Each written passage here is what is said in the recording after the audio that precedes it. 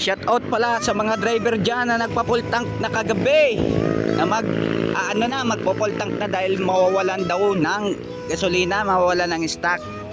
Pero scam pala na mauubos ang gasolina yan ng mga ka-Master Donkey. Tingnan ninyo yan na truck na yan, magre-refill yan ngayong hapon yan, ngayong araw yan. Mga ka-Master Donkey. Siguro marami ang na-scam dyan na mawawala ng gasolina. Isa na rin ako doon. Magpila pa kita, nagparabadali-dali pa kita na magpila para makapagasolina. Yan to pa lang scam. Pero okay lang yan para at least meron na tayo, igo na kita gasolina, le na kita magpapagasolina ulit, pero okay lang yan talaga. Amakon mo kagabi, nagmadali-dali man ako para magpagasolina tulos, magpa-full tank. Yan to pa lang scam.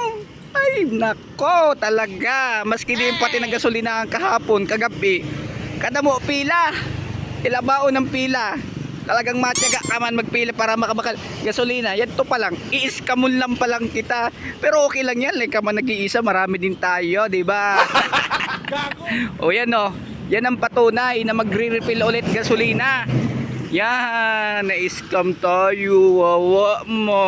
Huwag kayo iiyak. Ikaw man, scam ka man.